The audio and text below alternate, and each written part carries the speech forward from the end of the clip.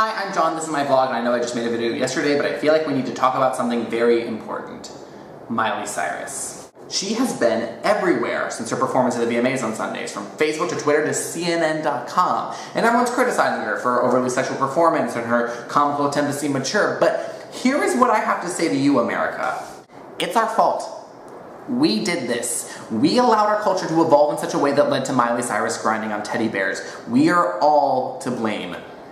We created the Frankenstein monster that is Miley Cyrus, and we can't pretend we're not responsible anymore. We have to take responsibility for it, and here is why.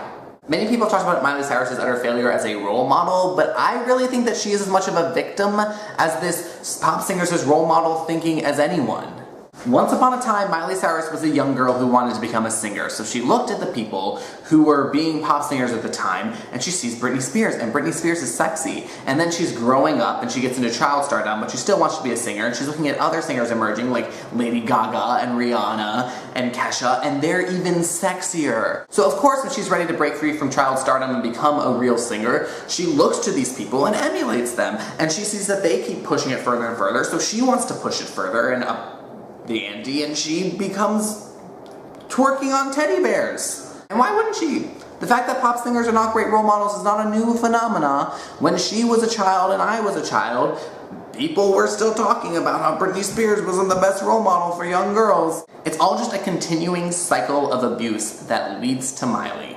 Because the problem is not that pop singers are bad role models, it's that people are encouraging young girls to look at pop singers as role models instead of our female scientists and business leaders and world changers, and that's on the older generation. And some people might say that girls will inevitably look to the glitz and glam of pop stardom over any sort of female thinker, but that's completely underestimating the influence that a parent or a person of authority in a child's life has over that child. In my life, my mother admired great thinkers, and as a child, she taught us to admire great thinkers. So the people I now admire are great thinkers. It all starts with the way the parents and adults with authority interact with their children.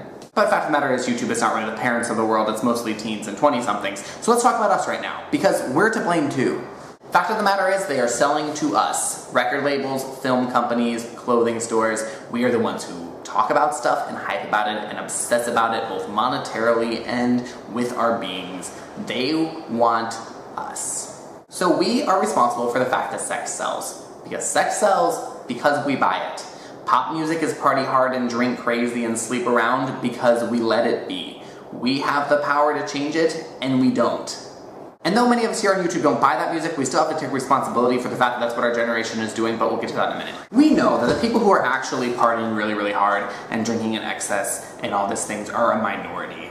But by continuing to allow the media to present people in our age range as that, it shows younger people that that's normal, and it plants in their brain that that's normal, and so they grow up and they do those things, and so the minority shrinks and shrinks and shrinks until the majority of us are partying and drinking and sleeping around and doing these dangerous behaviors, just like Miley sees the singers above her and thinks that a singer sings about sex and dances and shakes her butt and all that stuff. The younger generation is going to look at how we're being portrayed and allowing ourselves to be betrayed and think that that's normal and do that. We perpetuate and defend these kind of thoughts just by choosing not to fight back against it. So please, let's fight. We, the people who watch YouTube, we are the nerds and the intellectuals and the thinkers, and we have the power to make great change. Just look at how successful the nerd fighter community has been. Like many generations before us, we have a chance to radically and exceptionally change the world. And we're going to. But the question is, are we going to make it better, or are we going to make it worse?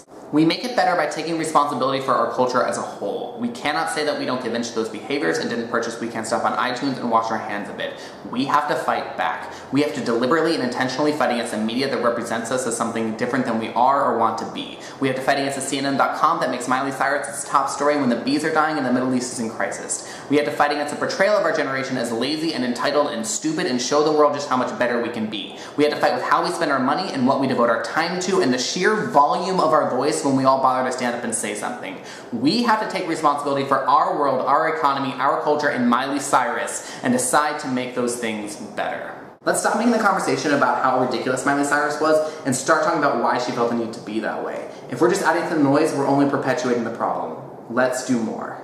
Yeah, so sorry if this is more serious than I normally am, but I feel really passionately about this. So, yeah, DFTBA, bye.